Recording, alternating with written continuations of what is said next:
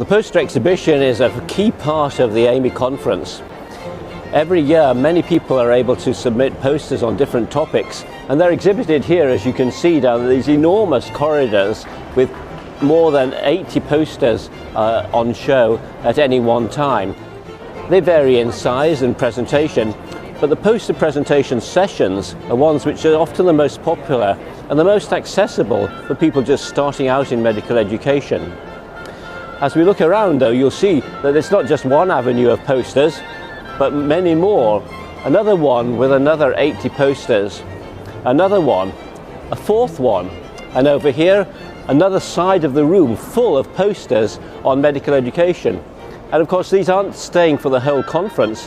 Tomorrow, there'll be a different collection of posters on a different range of topics, but an enormous part of AMEE 2015.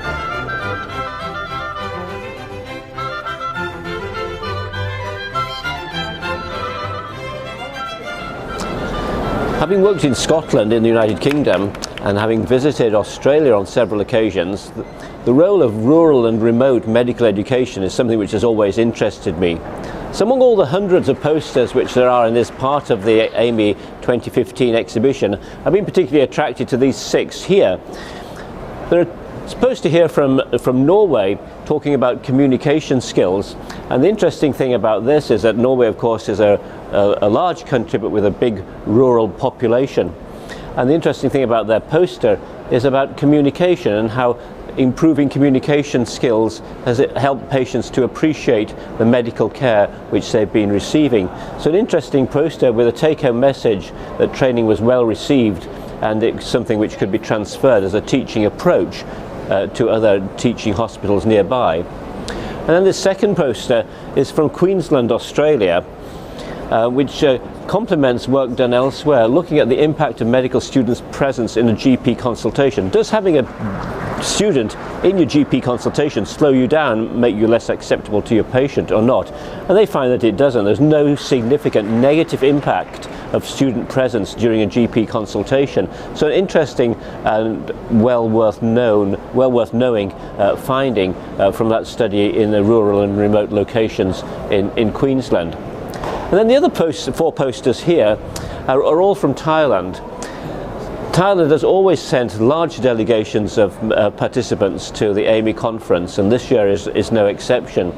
And there are 4 posters here looking at different programs for teaching in rural situations, and of course they have a big heritage of doing that in Thailand.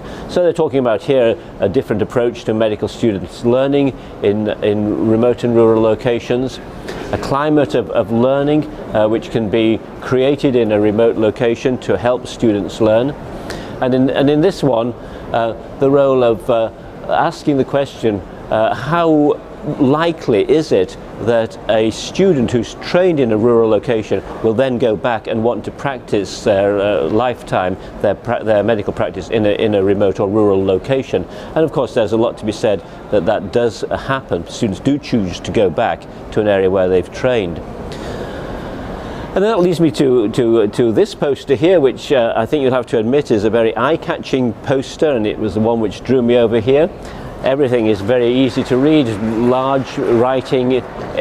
Attached to it are sticky things. Here's an opening door here which you can find answers underneath.